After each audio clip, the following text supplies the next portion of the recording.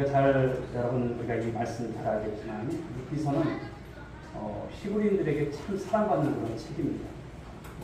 히브리인들은 이제 추수를 끝내고 나서 가정에서 모여서 이제 룻기를 읽고 했다고 합니다. 유대인들에게서는 이제 절기가 있지 않습니까? 유월절, 오순절, 장막절 등 이 절기 때는 메기로스라고 불리는 두루마리 책이 있는데 거기에는 아가서가 있고요, 에가, 전도서, 에스더서, 그리고 룻기 5권의 책이 있다고 합니다. 이제 룻기는 불과 4장밖에 되지 않아요.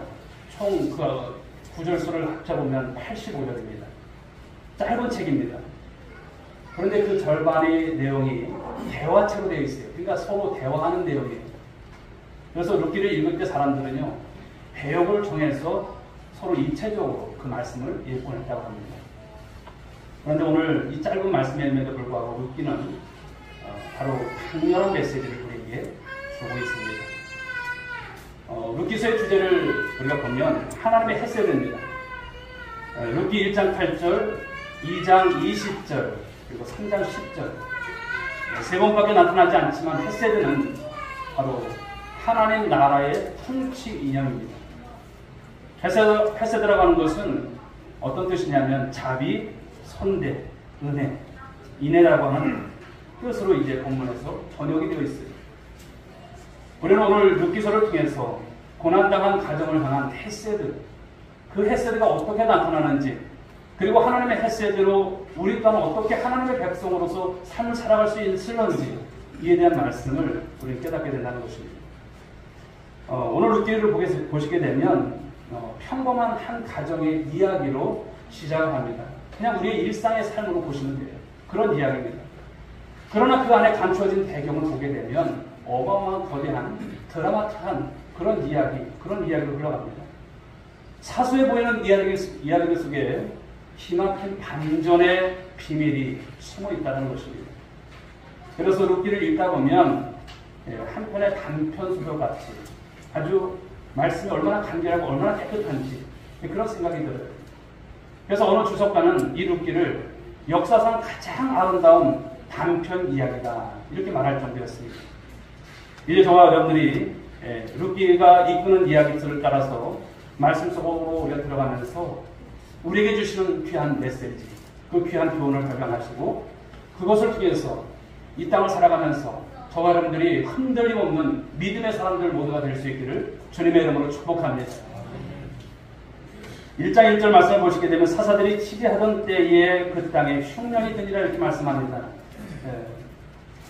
사사들이 치리하던 때, 즉 룻기의 배경을 말씀하고 있어요. 그런데 그 땅에 무엇이 들었어요? 흉년이 들었다는 거예요. 그러므로 이 시간 먼저 찾아볼 말씀은 바로 그 땅에 왜 흉년이 들었을까? 그 이유가 무엇일까? 이에 대한 말씀의 은혜를 나누고자 합니다. 자, 사사시대 배경에 이제 말씀드린 대로 오늘 사사들이 치리하던 때라는 말을 보시게 되면 여러분, 이 말씀은 이스라엘이 얼마나 영적으로 암흑기에 있었음을 우리가 짐작할 수 있는 그런 표현인 것입니다. 룻기 이야기가 전개되는데 혼란되었던 것을 말씀하는 것이죠. 그리고 그 혼란의 핵심이 무엇인가 자세히 살펴보면 그 사사시대에 여러분 아무과도 같은 그런 때에 바로 지도자에 대한 이런 정말 시기한 그런 시대였음을 말씀하고 있는 것이죠. 참된 지도자가 그만큼 없었다라는 것입니다. 그러나 이것은 여러분 이스라엘에게 있어서 큰 재앙인 것이죠. 자격이 없는 사람이 지도자가 된다면 백성들이 고통을 받는 것입니다. 그런데 사사기를 우리가 읽다 보면 백성들은 갈수록 절망적인 상황, 그런 상황으로 내몰고요. 또 지도자들의 타락은 극에 달하는 것을 우리는 많이 만날 수 있습니다. 국가적으로 어려우면 개인적으로도 어려움을 겪는 것입니다. 사랑하는 여러분, 대한민국이 잘 되어야 할 줄 믿습니다.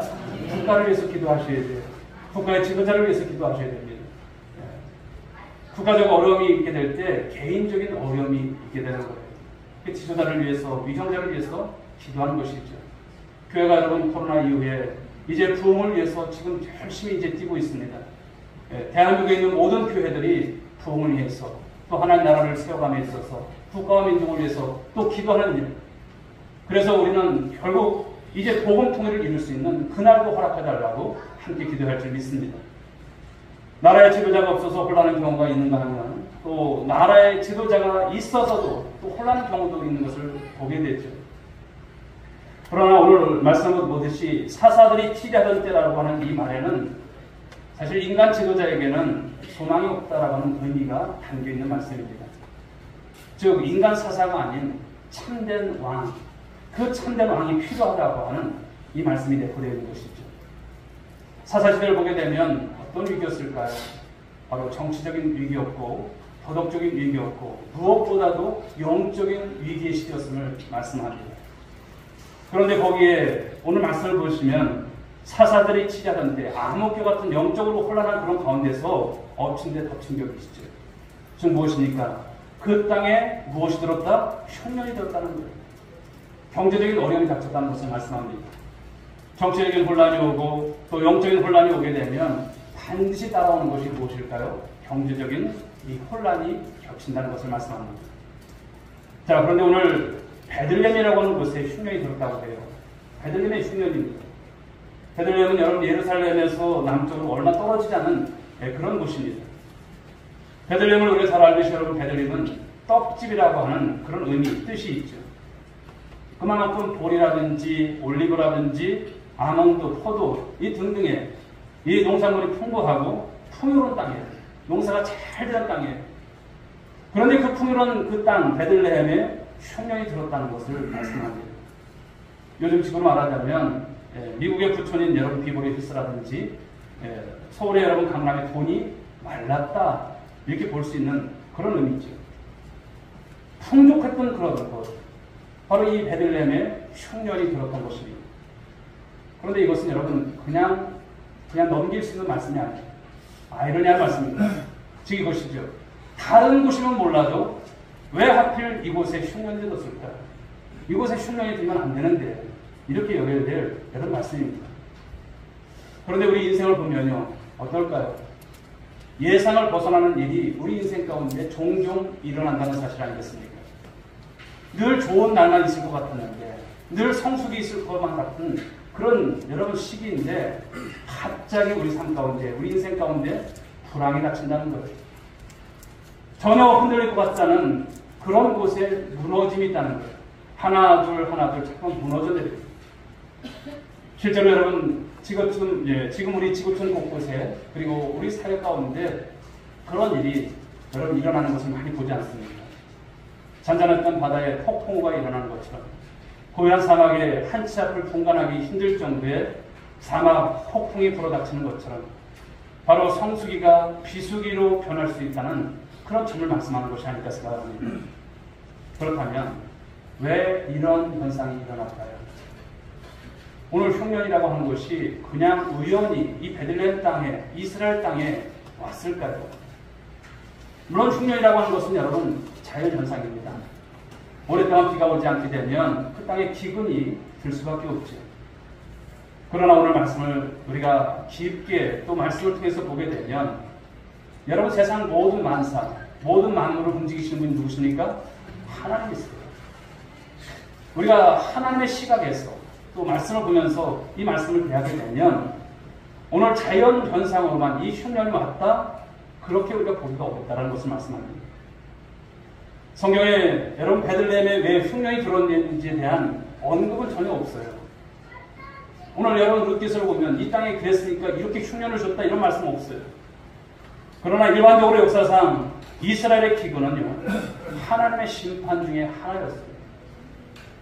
그리고 이스라엘 백성들에게 있어서 땅이라고 하는 것을 우리가 또 생각해 보는 것인데 이스라엘 백성들의 땅이라고 하는 것은요 단순한 의미가 아닙니다. 그냥 농사 짓고 그냥 거기서 우리가 정착해서 사는 그런 땅 정도가 아닙니다. 이스라엘 백성들에게 있어서 땅이라고 하는 것은요 바로 하나님의 약속이 함께하는 그런 의미가 있는 것입니다. 바로 축복으로 주어진 땅에 오늘 흉년이 들었다는 거예요. 그리고 백성들이 고통을 당한다는 것. 이것은 단순한 자연현상으로 나타나는 그런 설명으로 여러분 다 할 수 없는 것입니다. 백성들이 우상숭배를 하거나 그리고 백성들이 하나님을 반역할 때마다 하나님께서 이스라엘 백성들을 어떻게 여러분 다스렸습니까? 어떻게 징계하셨습니까? 바로 전쟁과 기근과 전염병으로 그 땅을 심판하셨다는 것. 그게 역사입니다. 예루살렘도 마찬가지죠. 예루살렘에는 여러분 하나님의 성전이 있어요. 그리고 하나님의 인재 상징이라고 하는 하나님의 법궤가 있었습니다. 그럼에도 불구하고 종족 적들의 침략을 당했던 이스라엘 역사, 여러분 무엇으로 우리가 해석할 수 있을까요? 여러분 블레셋에게 하나님의 법궤를 빼앗긴 적도 있었어요. 그렇다면 여러분 하나님께서 무능하셔서 그렇을까요? 결코 그런 것이 아니죠. 이스라엘 백성들의 범죄로 인한 하나님의 내버려 두심이에요. 하나님의 내버려 두심, 하나님의 심판인 것을 말씀합니다. 사랑하는 여러분, 사랑하니까 관심을 갖고요. 사랑하니까 우리가 잔소리하는 것이죠. 하나님도 마찬가지예요. 그런데 하나님께서 그냥 내버려 두신다. 우리의 삶이 어떻게 될까요? 하나님께서 전혀 여러분 신경도 안 씁니다. 여러분 자유일까요? 더 좋은 것일까요? 아닌 것이죠. 우리가 세상을 살아가면서 우리 신앙생활 가운데 모든 것을 우리가 볼 수 있을 때 그 모든 것은 하나님과의 관계로 연결되어 있음을 믿으시기 바랍니다. 모든 것이 하나님과의 관계입니다. 그러므로 우리가 할 일은요, 하나님과의 관계에 집중하는 것이다 라는 것입니다. 따라볼까요? 하나님과의 관계에 집중합시다. 여러분의 삶이 그렇게 되셔야 돼요. 나와 하나님과의 관계가 늘 집중이 되셔야 돼요. 그러므로 그 거리라고 하는 것은 가까우셔야 돼요. 네. 여러분들이 그러므로 하나님과의 거리를 늘 점검하시고 그 관계에 집중할 수 있는 신앙과 믿음이 되셔야 합니다. 오늘 베들레헴의 흉년이 들었다라고 하는 것은 여러분 간단하게 생각하는 문제가 아닌 것입니다. 무너지지 말아야 할 곳이 지금 무너진 거예요. 마음을 푹 놓고 있었던 곳에서 의외의 사건, 예기치 않는 사건, 이것이 터진 것이죠. 이 기근은 우연히 온 것일까요? 우연히 온 것이 아닙니다. 어떤 일도 여러분 우연히 일어나지 않습니다. 모든 것에는 메시지가 있고 모든 것에는 의미가 있는 거예요. 우리가 루키를 읽으면서 우연한 것은 아무것도 없구나. 이것을 분명히 여러분들이 이제 루키서 전체를 쭉 읽다 보면 느끼실 거예요. 아, 그렇구나. 우연인 것은 없구나. 하나님의 역사구나. 하나님의 인도하심이구나. 내 인생 하나님의 손에 있구나. 이것을 깨닫게 되는 것이죠. 사랑하는 여러분, 이 사실을 놓치지 않는 여러분들의 신앙과 믿음이 될 수 있길 주의 축복합니다. 루키서 1장 1절을 보시게 되면 한 남자가 그의 아내와 두 아들을 데리고 어느 땅으로 가요? 모압으로 이주한다는 거예요. 모압 땅으로 이주하는 장면이 나와요. 이들은 여러분 기근을 피해서 지금 베들레헴에서 모압으로 지금 이주를 한 것입니다. 청년이 들자 생계를 바로 해결하기 위해서 온 가족이 함께 이주한 것이죠. 이주 자체에 여러분 어떤 특별한 의미는 없습니다. 어떻게 하든 살아보려고 하는 바로 이주한 것. 그렇죠. 가장이 그 역할을 감당해야 되니까 그렇게 한 것으로 보여져요. 누구도 탓할 것은 없습니다. 그런데 사실 이 말씀 속에서 우리는 한 가지 짚고 넘어가야 할 문제가 있어요. 사랑하는 여러분, 하나님의 백성이 이방 땅으로 이주한다는 거예요. 이것은 바로 모압 땅은 이방 땅입니다. 하나님을 섬기던 땅을 등진다는 거예요. 그러면 신앙적 손실을 각오해야 하는 바로 상당히 위험한 일임을 말씀하는 거죠. 그 옛날 여러분 고대 사회는 지금의 오늘날 사회와 다릅니다. 오늘날 같은 여러분 도시 사회가 아니죠. 고대 사회에서 나라라든지 부족이라는 것은 어떤 개념이냐면 신앙 공동체의 개념이에요. 신앙 공동체. 자신이 살던 땅을 떠난다라고 하는 것은 신앙 공동체를 떠나는 거예요. 베들레헴에서 여러분 바로 공동체를 떠난다는 거예요. 모압으로 이주한다는 것은 바로 신앙을 떠나서 새로운 곳으로 가는 것입니다. 그러므로 성도는 우리가 이사를 한다거나 또 이민을 한다거나 그러할 때 그냥 아무 생각 없이 결정하면 안 되는 것입니다. 그 이사하려고 하는 이유가 무엇인지 스스로에게 또 하나님께 물어야 하는 것이죠. 좀 더 나은 환경을 위함인가? 아니면 하나님의 어떤 선한 목적을 가지고서 옮기는 것인가를 물어야 하는 것입니다. 우리는 삶의 터전, 직장과 사역지를 그냥 옮겨서는 안 될 것입니다. 하나님의 뜻을 묻고 하나님의 인도를 받아야 합니다. 하나님이 우리를 그곳에 살게 하신 데는 이유가 있는 것이죠. 떠나야 한다면 떠나야 하는 그 분명한 이유가 확인되셔야 하는 거예요. 즉 하나님의 인도를 받아야 한다는 것을 다시 말씀드립니다. 목적지가 여러분 분명하지 않으면 인생은 그때부터 문제가 생깁니다. 목적지가 분명하지 않으면 그때부터 방황이 온다는 것이죠.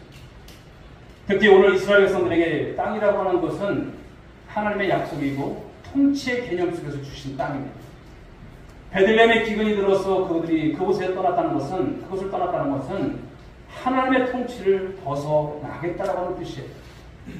겉으로 보면 오늘 여러분 엘리멜렉의 이 가정이 함께 집단 이주를 하지만 생존을 위한 어떤 그런 모습으로 보이지만 거기에는 하나님을 따르는 것보다 현실적인 필요를 더 중요하게 여기는 바로 그들의 생각이라는 것이죠. 하나님으로부터 멀어지는 일은 항상 은밀하고 미묘하게 벌어집니다. 우리는 생존의 문제와 신앙의 문제 사이에서 늘 치열하게 갈등을 합니다. 생존을 위해서 살아갈 것인가? 아니면 내가 신앙의 정말 이 삶을 하나님을 위해서 살아갈 것인가? 이게 늘 대립됩니다. 일생 동안 보십시오. 여러분들이 한 주간을 살면서 보십시오. 생존을 위할 것인가? 아니면 신앙의 문제 때문에 내가 살아갈 것인가? 늘 갈등합니다.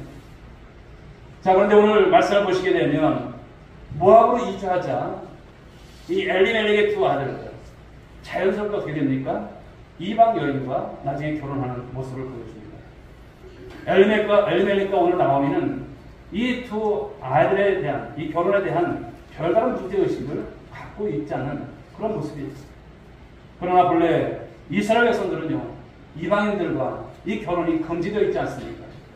우리 신명기 말씀을 보시게 되면 신명기 23장 3절에 이런 말씀이 있어요. 아몬 사람과 모압 사람은 여호와의 총에 들어오지 못하리니 그들에게 속한 자는 10대뿐 아니라 영원히 여호와의 총에 들어오지 못하리라.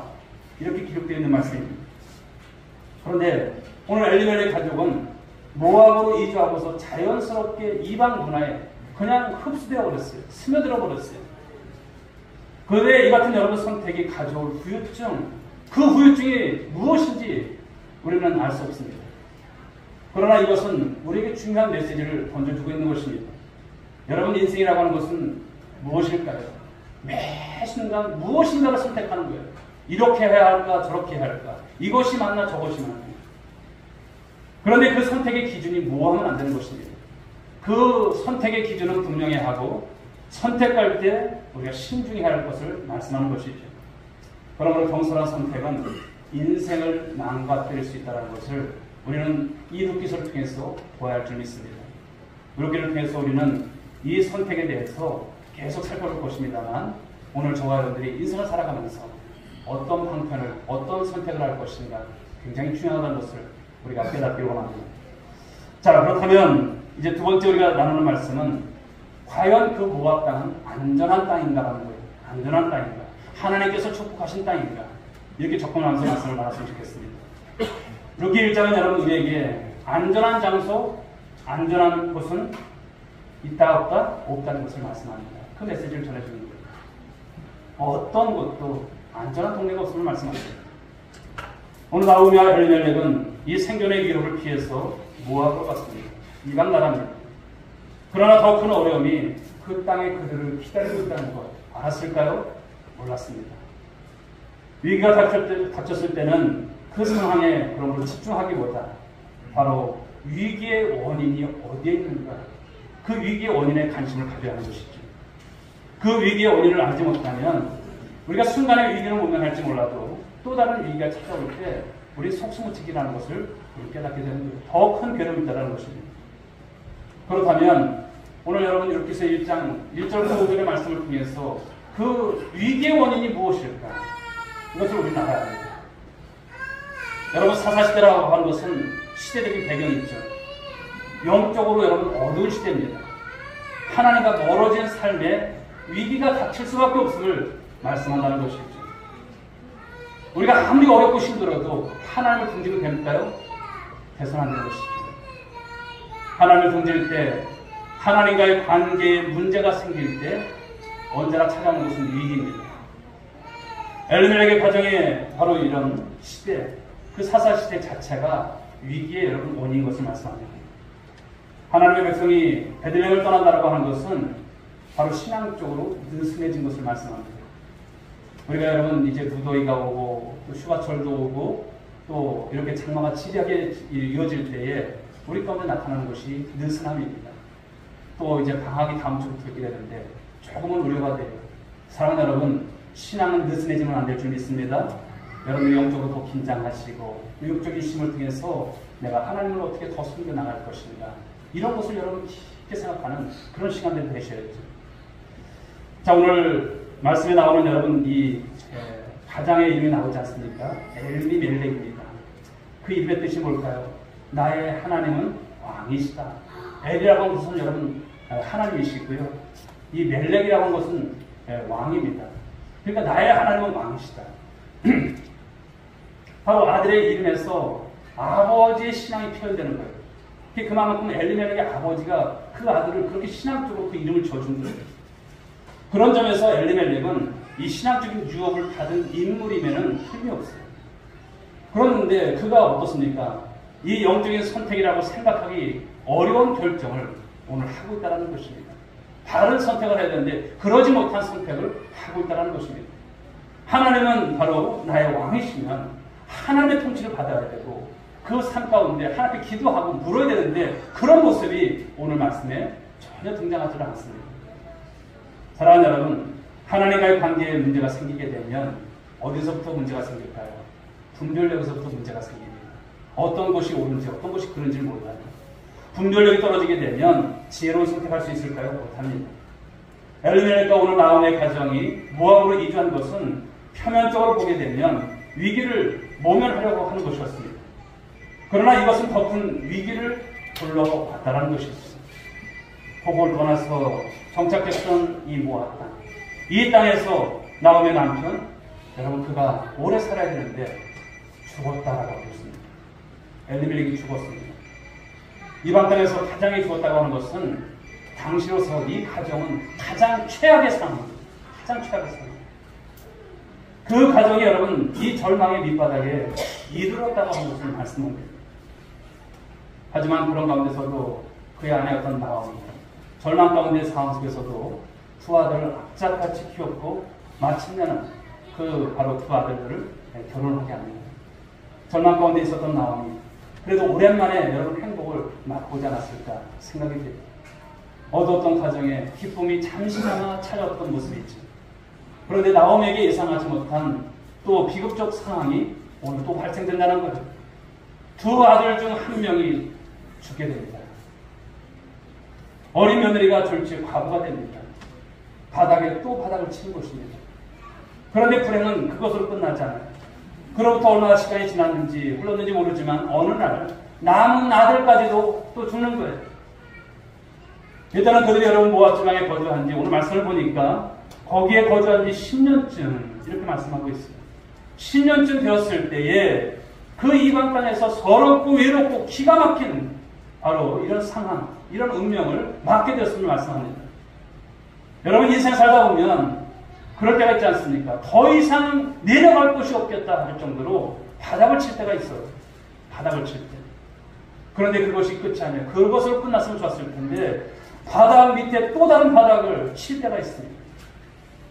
오늘 비극은 여러분 이 나오미 남편 엘리멜렉의 죽음으로 끝나지 않음을 말씀하십니다. 그 상처가 아물기 전에 한 아들이 죽고 거기서 끝나지 않고 남은 아들마저 죽는 여러분 그런 상황입니다.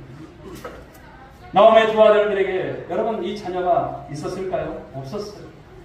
어느 말씀에도 찾아볼 수가 없어요. 두 아들이 여러분 모두 자손을 두지 않은 채 죽었다 이 말씀인 것이죠. 희망의 싹이라고는 하나도 없어요. 하나도 남지 않고 그런 상황입니다.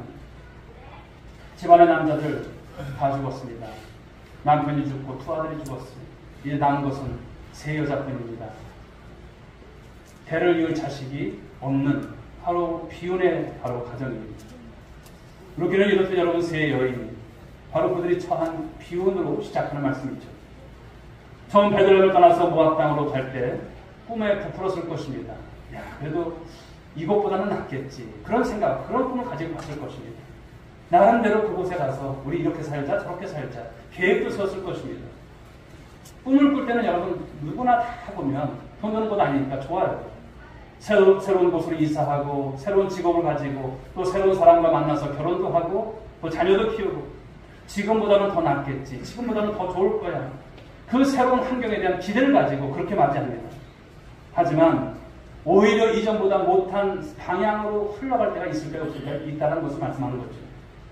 엘리멜렉과 오늘 나오미의 가정도 여러 사람들처럼 평범한 어떤 가정의 꿈을 꾸었을 거예요. 우리는 앞으로 잘 안 될 거야. 절망 가운데 빠질 거예요. 그렇지 않았을 것입니다. 좋은 날을 꿈꿨을 것입니다. 그런데 그 꿈에 근접해 가는 듯 하다가 어느 순간 어긋나기 시작하는 말씀인 것입니다. 우리는 길을 읽다 보면 차이가 있긴 하지만 오늘날 바로 우리의 삶과 크게 다르지 않다라고 하는 것을 여러분 생각이 나는 것입니다. 우리가 여러분 때로는 절망이 오고 때로는 고통이 오고 왜 우리 가정은 이럴까? 누구네 집사님, 누구네 장모님 가정은 참 잘 되는데 왜 우리 가정은 이럴까? 왜 나에게는 왜 이런 질병이 왔을까? 왜 이런 고통이 왔을까? 그런 비교의식 속에서 더 깊은 여러분 수렁에 빠지는 모습을 발견하게 됩니다. 희망을 찾아서 온 땅, 그 모압에서 오늘 나오미의 가정은 그야말로 참담한 그런 절망의 모습 가운데 그 맛을 지금 보고 말고 있지 않습니까? 꿈이라고 하는 것이 완전히 깨어져 버린 가정입니다. 모압 땅으로 갈 때 가졌던 꿈 모두가 산산이 지금 박살이 났습니다. 그곳에 남자의 무덤만 남은 이 가정, 여러분 생각해 보십시오. 의지할 곳 없어요. 그 당시 여러분 남자가 죽는다는 것은 이제 그것은 여자들만의 삶으로 살아갈 수 없는 환경의 시대입니다. 얼마나 여러분 절망 가운데 있었을까요? 그 절망을 여러분 따진다면 그 깊이가 얼마나 깊었을까 생각을 해봅니다. 살기 위해서 왔는데 죽음이 몰려왔습니다. 이 정도라면 되는 일 없는 비극에 극치할 수 있는 여러분 그런 삶이 아닌가요? 우리가 세상 사는 동안 여러분 고통이라고 하는 이 주제도 끝이 없이 우리를 따라다닙니다. 좀 고통이 없었으면 좋겠어요. 하나의 고통이 끝나면 또 다른 고통이 오고 왜 하나님께서 이 고통을 우리에게 있어서 제거해주지 못하실까? 때로는 그런 의심도 가질 때가 있습니다. 한두 번의 고통으로 한두 번의 실패로 끝나면 얼마나 좋을까요? 그러나 삶이라고 하는 것을 보십시오. 여러분들의 삶을 예측할 수 있는 분이 있을까요? 일기예보도 틀리는데 우리 삶을 예측할 수 있을까요? 못해요. 예기치 못하는 일들이 계속 밀고 들어온다는 것입니다. 희망이 절망으로 멋진 계획과 꿈이 좌절로 찾아올 때 하나님께서 계시지 않는 것 같아요. 사실 루키서 1장 1절부터 5절에 하나님은 보이지 않아요. 정확히 보십시오. 보이지 않습니다. 그저 짙은 어둠만 있는 바로 그런 말씀이죠. 고통이라고 하는 이 거대한 이 소용들이 빠지게 되면 무엇이 보이지 않습니까? 어떤 분이 보이지 않아요? 하나님께서 보이지 않는 거예요. 루키에는 그러므로 시대의 어둠과 한 가정의 어둠이 무엇인가를 말씀합니다. 짙게 깔려져 있어요. 그런데 여러분 오늘 말씀을 통해서 우리의 인생은 이러니까 그냥 대대로 사십시오 이것이 아니죠. 이런 상황에서 우리가 과연 무엇을 할 수 있을까라는 이 접근으로 나가야 합니다. 사랑하는 여러분, 우리는 이렇게까지 망가진 인생, 이렇게까지 무너진 가정, 과연 일어설 수 있을까라고 하는 이 질문을 가지고 루키서 안으로 우리는 더 들어가야 하는 것입니다. 성급하게 답을 찾으러 가지 마십시오. 하나님 오늘 이러니까 당장 응답해 주십시오. 이것이 아니라 원인이 무엇이고 내가 하나님 앞에서 어떤 것이 잘못되어졌는지 하나님 앞에서 내가 깨닫지 못하고 삶을 살아가는 모습이 무엇인지 알아가는 여러분 접근과 방법이 필요한 것입니다. 그러므로 우리의 삶에 여러분 절망이 깊을수록 간단하게 답을 우리가 찾으려서는 안 됩니다. 어설픈 어떤 공식을 적용했다간 오히려 깊은 절망의 심연으로 우리가 가라앉을 수밖에 없습니다. 여러분들이 알고 있는 성경 몇 가지의 말씀 가지고 시험을 이기려고 하지 마십시오. 절망의 폭풍이 밀어넣으면 우리는 떠내려갈 수밖에 없는 인생입니다. 어둠과 절망 그리고 이런 비극을 이겨낼 때 그러나 기막힌 답이 있음을 말씀하고 있습니다. 사랑하는 여러분, 절망의 깊은 때에 여러분 인생의 답은 어디서 올까요? 오직 말씀에서 오신 줄 믿습니다. 말씀을 통해서 와요. 하나님의 말씀, 그 말씀을 통해서 우리에게 그 정답을 주십니다. 인생은 여러분 우리의 기대나 소원과 다르게 흘러갈 때가 참 많습니다. 그래서 고통스럽죠. 그럼에도 우리가 한 가지 확실하게 붙들어야 할 것이 있다면 무엇일까요? 그런 중에도 인간적인 기대가 모두 사라진 때에 우리 하나님은 살아 역사하신 줄 믿으시기 바랍니다. 하나님은 일하시는 하나님이실 것을 믿으시기 바랍니다. 우리 눈에는 캄캄한 어둠밖에 보이지 않지만 하나님이 어디 계시냐고 묻고 또 묻고 되묻지만 바로 거기에 하나님은 바로 일하고 계시는 줄 믿습니다. 숨이 턱턱 막히는 삶의 여정 속에서도 끊어지지 않는 그 가난한 그 생명의 호흡을 보는 눈, 그 믿음의 눈을 갖는 저와 여러분이 될 수 있길 바랍니다. 그래서 이제 여러분 이 룻기의 말씀이 읽다 보면 흥미롭고 은혜가 넘치는 이유가 여기 있는 것입니다. 기가 막힌 웅덩이에서 우리를 건져내시는 그 해법을 하나님께서 보여주시는 거예요. 이것이 우리가 룻기를 살펴보는 데 있어서 중요한 레슨입니다. 저와 그래서 여러분들이 룻기서를 통해서 이 레슨을 잘 받으실 수 있길 바랍니다. 아, 그렇구나. 인생이 이렇구나. 이렇지만 하나님은 이러신 분이시구나. 그 하나님을 내가 잘 믿어야지. 여기에 여러분 우리의 답을 가질 수 있길 바랍니다. 축복도 돕는 여러분 생교의 현장에서도 하나님이 이를 이루어가시는 것을 보아야 할 줄 믿습니다. 우리가 그것을 제대로 확인하고 우리가 그것을 정확하게 붙잡는다면 우리는 어떠한 인생의 악조건 속에서도 흔들림 없이 그 절망으로 끝나는 인생이 아니라 절망을 통해서 우리 하나님을 다시 만나게 될 줄 믿습니다. 그러므로 룻기를 통해서 우리는 하나님이 어떻게 일하시는지를 확인할 수 있습니다. 사랑하는 성도 여러분, 우리 하나님은 살아계십니다. 할렐루야. 우리 하나님은 지금도 일하십니다. 그 하나님은 전능하신 하나님이십니다. 그 하나님은 전지하신 하나님이십니다. 여러분들이 삶을 살아가는 여러분 모든 한복판에 하나님께서 안 계실까요? 계십니다. 정확한 것은 하나님과 나와의 관계입니다. 그 하나님과 나와의 거리입니다. 오늘 여러분 우리가 살펴보는 이 서론에 해당되는 1장 1절부터 5절 말씀은 어두워요. 그런데 여러분 우리의 인생이 그저 어두움 가운데 끝나길 원하시는 하나님이실까요? 결코 그렇지 않습니다. 그 어둠 속에서 밝음을 보기를 원하시는 하나님이시고요. 우리를 끄집어내시기를 원하시는 하나님이십니다. 그래서 룻기의 마지막에 우리가 이르게 되면 어떻게 될까요? 저와 여러분들이 상상할 수 없는 일을 이루어내시는 하나님, 인내하시는 하나님께서 이렇게 이루셨구나. 하나님께서 이렇게 도우셨구나. 하나님께서 이런 자비를 우리에게 이끌어 주셨구나. 그 하나님을 만나게 되는데 그때 우리의 인생이 얼마나 복된지 모릅니다. 저와 여러분들 오늘도 여러분 삶 가운데 제가 이제 한 몇 달 동안 우리 성도님들이 고통을 당하는 걸 보면서 또 여러 가지 어려움을 보면서 하나님 이 고통이 무엇을 말씀하십니까? 그러면서 오늘 택한 것이 이 룻기서의 말씀이에요. 그러나 그 고통이 깊은 때에 우리 하나님께서 오늘 말씀하시는 것이죠. 나는 너의 하나님이라고 하신 것을 말씀하십니다. 그 고통의 때에 내가 너를 돕기를 원하신다고 말씀하십니다. 사랑하는 여러분, 절망해서 아주 절망을 하지 마시고요. 그 하나님을 다시 바라볼 수 있는 저와 여러분들 될 수 있길 바랍니다. 그래서 인생의 반전이 있지 않습니까? 드라마를 보면은 내일 어떤 반전이 일어날까? 그 기대하는 것이 있지 않습니까? 하나님 반전의 하나님이신다. 할렐루야. 반드시 여러분 인생 가운데 반전을 주실 거예요. 그 하나님을 바라보면서 또 한 주간 사시고 또 살아내시고 그 하나님을 찬양할 수 있는 여러분 모두가 될 수 있기를 주님의 이름으로 축복합니다. 우리 기도하겠습니다. 하나님 아버지 감사합니다.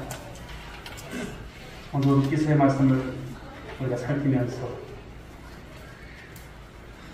룻기의 인생에 있어서 하나님 오늘 이 가정에 또 이루어진 또 모든 일들 이것이 과연 무엇을 말씀하시는지 시대적인 배경 속에서 또 하나님 그들이 이주했던 땅이 과연 안전한 땅인지 이에 대한 말씀을 살펴봤습니다.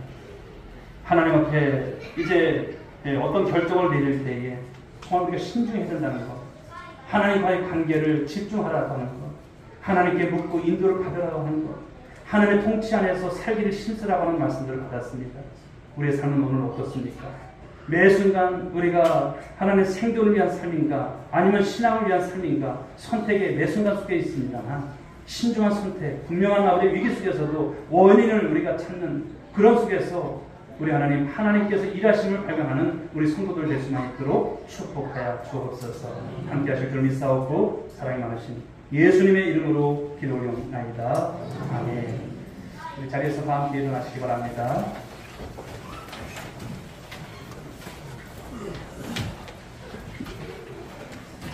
우리 옆에 분들에게 한번 건면합시다. 하나님과의 관계에 집중하시기 바랍니다. 하나님 살아계십니다. 한 주간 승리합시다. 승리하시기 바랍니다. 주님 다시 오실 때까지 승을 찬양드리겠습니다.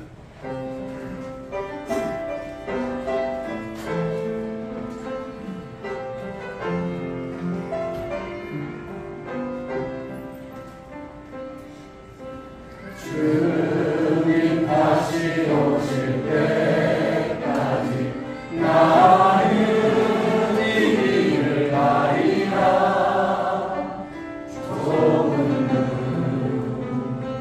좁은 길 나의 십자가 지고 나의 가는 이 길 끝에서 나의 가는 이 길 끝에서 나는 주님을 보리라. 아멘. 영광에 내 주님 나를 맞아주시리. 주님 다시 오실 때까지 나는 일어나 달려가리라. 주의 영광 온 땅 덮을 때 나는 일어나 노래하리. 나는 일어나 노래하리. 내 사모하는 주님 온 세상 웃으시라. 내 사모하는 주님 영광의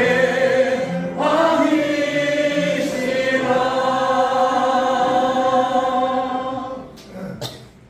이제는 우리 구주 예수 그리스도의 은혜와 하나님 아버지의 극진하신 사랑하심과 성령님의 감화감 동이로 충만하신 은총, 오늘 기소를 통해서 절망의 기쁜 때에 우리의 삶이 어떻게 삶을 살아가야 할지를 고민하고 이에 대한 답을 찾고 세상으로 향하는 우리 모든 믿음의 성도들 한 사람 한 사람 머리 위에, 믿음의 가정 위에, 자녀들 위에, 이 민족과 열방 가운데 지금으로부터 영원 무궁토록 함께 있을지어다.